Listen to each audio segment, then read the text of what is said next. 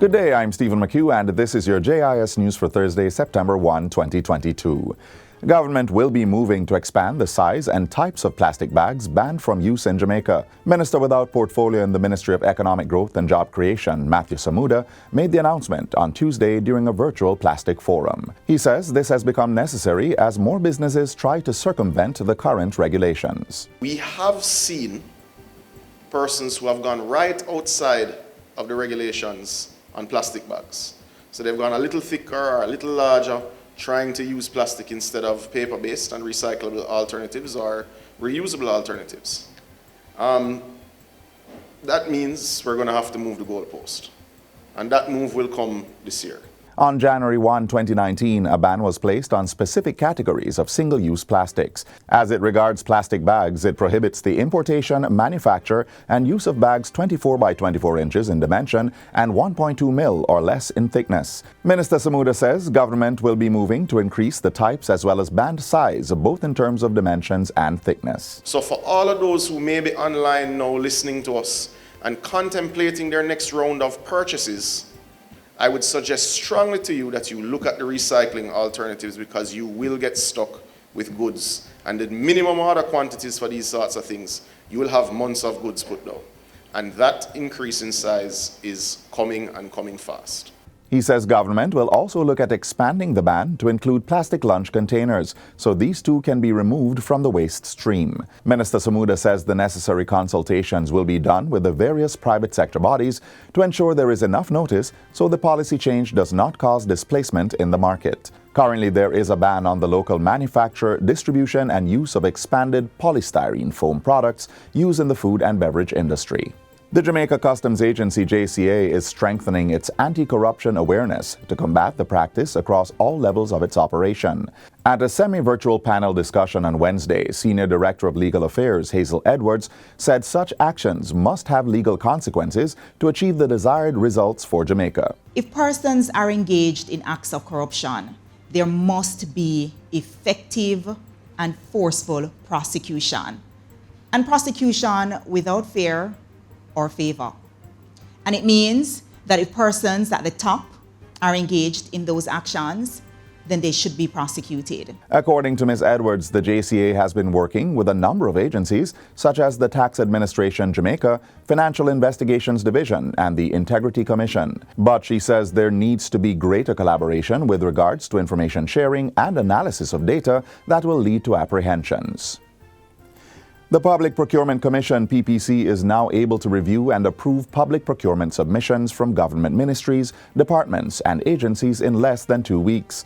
The Commission is also able to process supplier registrations in less than a week. That announcement comes from Minister of Finance and the Public Service, Dr. Nigel Clark. It follows the PPC becoming the 24th public entity in Jamaica to earn ISO 9001-2015 quality standard. Speaking at a recent celebratory event for the certification, Minister Clark said it was in line with government's efforts to reform the public procurement system through a data-driven and evidence-based process. The Ministry of Finance and the Public Service is undertaking a data-intensive process where we will be retrieving information from over 27 variables in procurement, economic efficiency, regulatory compliance, efficiency with respect to time, etc., and pursue a data-driven approach towards revising the procurement system. The upgrade of the procurement system is being supported by a grant of over $1 million from the government of the United States. The Urban Development Corporation, UDC, is advanced in the development of a resilience park in Portmore, St. Catherine. Prime Minister Andrew Holness says ground will be broken this year for the park, which is to be developed on 25 acres of land. Funding is in place, the designs are being finalized. It will be a magnificent park. The Prime Minister was speaking at a groundbreaking ceremony in Portmore for the construction of the Sandown Palms housing development. He says Emancipation Park in the corporate area will act as a standard for the Resilience Park's construction and maintenance. NHT spends quite a bit of its resources in maintaining the park and keeping it in pristine condition. We're going to do the same thing now in Portmore. a massive investment it will be in a park so that the people of Greater Portmore can have this high quality recreational space. The Resilience Park is among the infrastructure projects for Jamaica's 60 celebrations and will coincide with preparations to declare Portmore the island's 15th parish. And finally, Minister of Culture, Gender, Entertainment and Sport, Olivia Grange, says the recently unveiled Mexico-Jamaica Friendship Mural is now a must-see attraction for visitors arriving on the island. The full-color mural, titled Reignited for Unity and measuring 49 feet by 167 feet, was officially unveiled at the CMEX complex in Rockfort recently. It was jointly created by artists Irving Cano Gomez and Freddy Ramirez Herrera from Mexico, along with Jordan Harrison, Anthony Smith, and Unique Yip from Jamaica.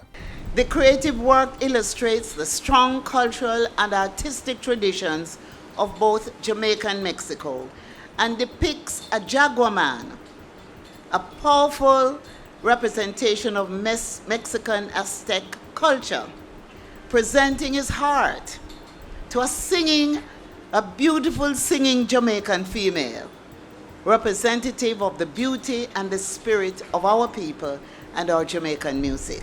The work is an extension of the Culture Ministry's ongoing Paint Up Your Creative Space mural project.